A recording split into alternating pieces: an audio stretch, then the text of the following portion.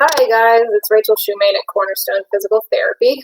I'm going to give you a little bit of a tutorial on how to better set up your desk or however you're working from home, which a lot of people are doing right now.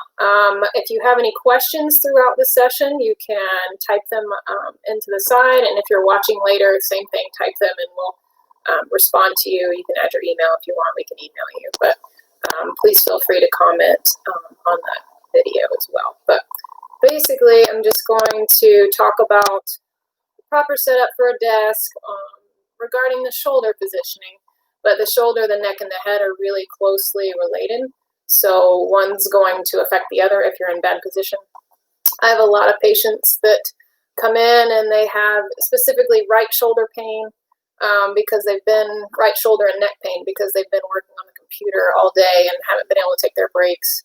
And sometimes that can lead into headaches and migraines and stuff like that. So first of all, I check their desk setup, and if they're using a laptop, it makes it a little bit more difficult, but ideally if you've got the laptop, I'm going to turn to the side.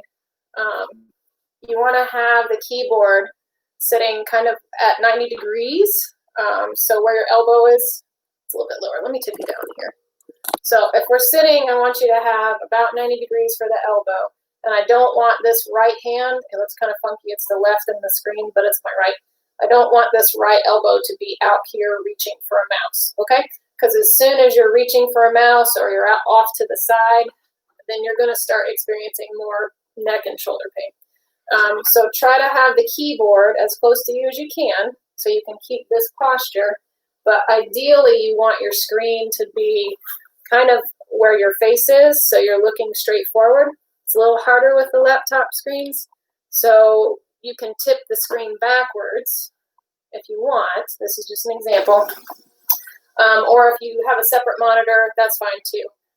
If you type on a computer that has a monitor off to the side, more than likely you will have some issues with the neck and the shoulder as well. So try to have everything in front of you. One of my biggest pet peeves is sitting at the computer for more than an hour, because then people start to experience headaches, the eye fatigue from the screen. They have the back pain, sometimes they get sciatica and stuff, but as far as the shoulder goes, I want you to look at this picture here. Let me see if it'll do it. Show in screen. So if you look at this guy, his shoulder's kind of back here. This is the 90 degrees I was talking about. And then forward here, everything's protracted. So as soon as you go into shoulder protraction here, which everybody does after they've been on the computer for a little while, you're going to start to feel kind of some neck pain through here, and you might feel it in the back of the shoulder blade. A lot of times that's because the arm is out to the side with the mouse. So one thing I really recommend is to keep the 90 degrees. So you've got 90 at the hip, you've got 90 at the elbow and the shoulder, and then a little footstool here to protect everything so you're not tipped forward at the hips. But to help with the shoulder, I have people get these ergonomic mouse setups. Let's close the other one out. Let's see if I can hide it. There he goes. So as far as the ergonomic mouse goes, it's going to change the position of the hand from being down like this. Here, let me drop it down a little bit more. So if my hand is here, then my shoulder is automatically turning, okay? So when I'm typing and using the mouse and moving everything around like this, my shoulder's actually internally rotated, and that's going to tension all of this right here. And that'll go up into the neck. Sometimes it goes down. But ideally, if you can find the ergonomic mouse, I know you can't see my face, but if you can find the ergonomic mouse, it's going to open the shoulder so you can keep your elbow at your side, and that brings the shoulder back. So that puts it more on a neutral posture. So instead of me being here, I bring it back and I'm already upright, okay? So there's about 10 million types of these on Amazon. I would say just order a bunch of them and try them out. They have some of them that have the roller ball in the thumb. Sometimes they have it over here. So it's just kind of what you want. But that's one of the number one things I have patients with neck and shoulder pain start. If I know they're on the computer a lot, this is one of the things I have them change, especially if they have a mouse. And let's see.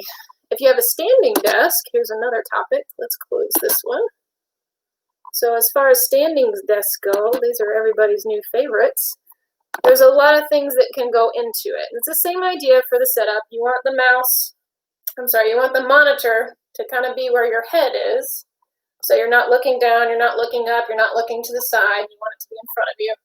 Shoulders good and down and relaxed. You see he's got his 90 degrees here, and he's got the keyboard close, so he's not reaching out for it, okay? And then as far as standing desk stuff goes, they've got the whole setup here. Not super concerned about standing on something with your stance foot, but it's good to have a little footstool or something so you can just unweight your legs so you can kind of fidget back and forth. And all of this is going to affect everything up the chain. So if you can get comfortable here, that's fine.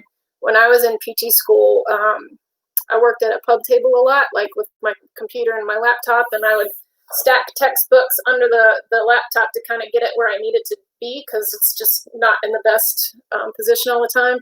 So I also had like a little stool that I could prop on, and that gave me breaks from standing. So ideally, you're not going to be in the same position for longer than 30 to 45 minutes, but that's not always feasible with everybody on Zoom calls and all of those things. So do your best to take your breaks when you can, and even add like a little timer on your Fitbit or something on the phone or even on the computer to get you to take a break.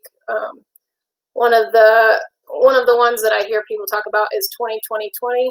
Every 20 minutes, take a 20-second break, look at something 20 feet away. And that helps just take everything down. As far as the strain in the eyes go, the strain in the body goes. So as far as this goes, we got that. The biggest thing with taking the breaks, let me close this picture, is it helps kind of reduce the body stress here. So if you're in this posture, which all of us are, when we're on the computer, you're going to have the tight chest muscles because everything's forward. So that's going to bring the shoulder forward and bring you into impingement. So you'll end up having issues with reaching kind of overhead and back and behind. So if you're in that posture for a long time, that can happen. It lengthens the muscles in the back, so that makes them weak. It shortens the ones in the front, which makes them weak and tight. And then it just kind of goes all the way down the chain. But as far as the shoulder goes, we really want to make sure that we keep it back. We keep it back in that neutral. So really try to set up everything to where you're not having to reach. Let's see, I'll show you from the side. So you're not reaching for things. Bring everything close, and then try to get the mouse that'll open the shoulder, which allows you to drop it back like that. And that should help as long as you're taking breaks. And then if you've got other questions about everything, give us a call. We've got several other videos related to shoulder, related to ergonomics, and yeah, our phone number is listed at the bottom. But hope everybody's staying well and safe. Thanks. Stop.